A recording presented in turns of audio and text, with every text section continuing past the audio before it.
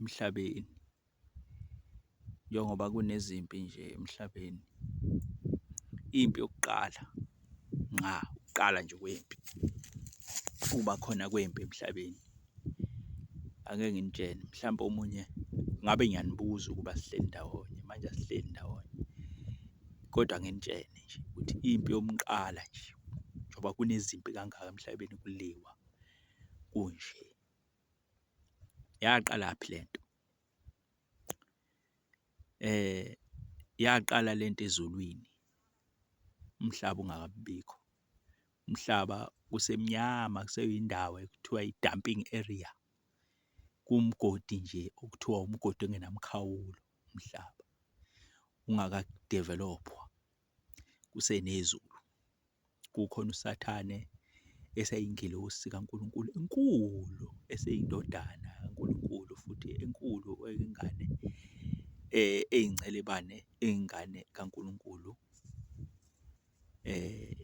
Angazi ngayibikeza ngikuthini noma ngathi undodana uSathane. Kwase kuba nalento ukuthi uSathane usekwazi usenamandla, angithi uSathane besenamandla nje amaningi uNkulunkulu ayemnike wona. Wagcina eseyikhonza uSathane.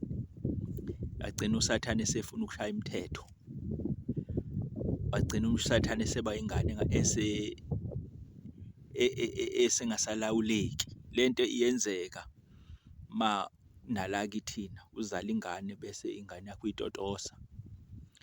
uNkulunkulu wasuke wamtotosa kakhulu uSathane zonke izinto waze wayitshena uSathane konke okungokwakhe. Wayitshena ukuthi sekuyena uNkulunkulu, sekuyena ayikho into yena, wayitshena wayibona esewumuntu esengakwazi ukwenza yonke into ngaphandle kukayise uNkulunkulu. Wagcina sekunezingelosi futhi esezingasesayidini likaSathane. Lezo ngelosi lezo zagcina wabona uSathane ukuthi sekunabantu abangakimi, ngoba ngisho emabandleni lento ikhona ukuthi umuntu ajikele umfundisi amphethe ngoba nakhe esekwazi yena ukukhuleka uNkulunkulu embusise ngezinto ezithile, ekwazi ukukhuleka abantu bephile. Bese kuthiwa khona umfundisi ophethe ibandla embone sengeselutho, ebona ukuthi ibandla leli kahle kahle mangasephume la lingamlandela.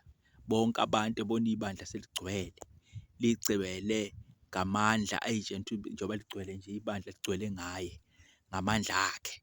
Lo mfundisi akayilutho, ayini vele into akasiza ngayo abantu, uyabo. Bese ebona ukuthi bese kuba nabanye abantu abangasesayidini lakhe bethi hhayi, suka wena vula elakhe ibandla, uphuma ngaphansi kwalo mfundisi, ngaphansi kwalo muntu kuwesitela isikhathi ungenza imali eningi kabi.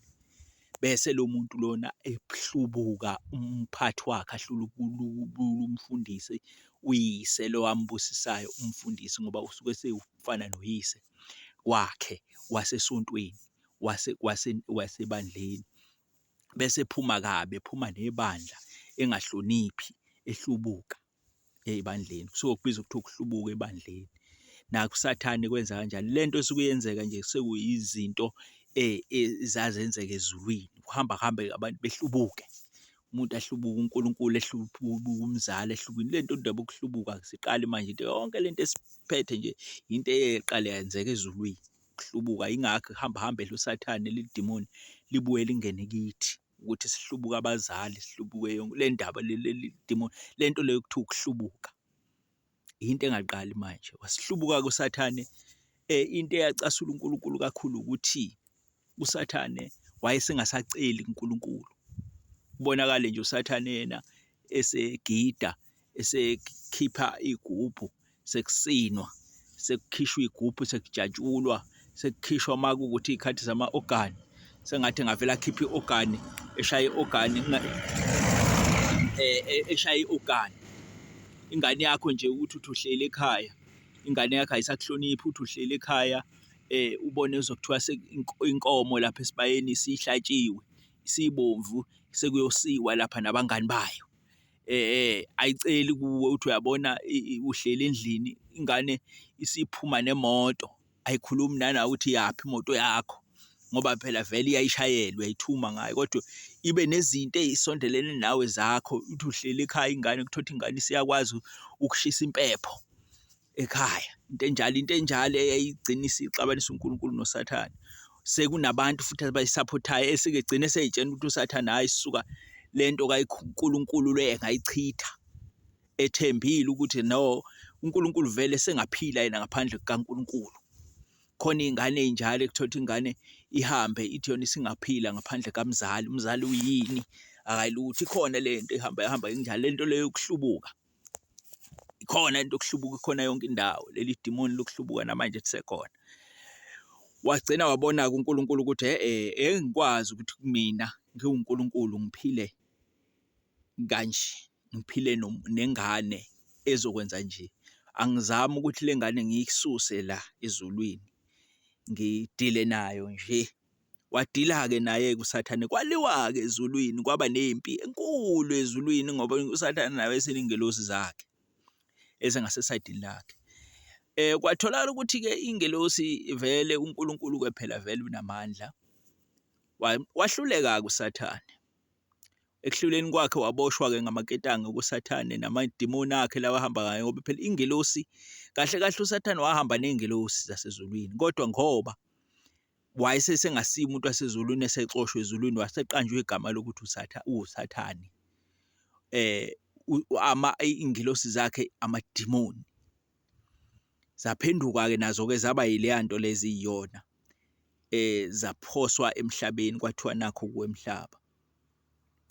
Ngesikhathi kuNkulunkulu iphutha lenze uNkulunkulu uthe bona wayesethi akwenza umfanekiso wakhe bahlale ezulwini kwenziwa-ke i-meeting ukuthi no asakhe umfanekiso wethu umuntu umfanekiso wethu simkhandele sidevelop umhlaba bese ewubusa lo mhlaba kube uyena ubusa lelo ndawo simenze afane nathi.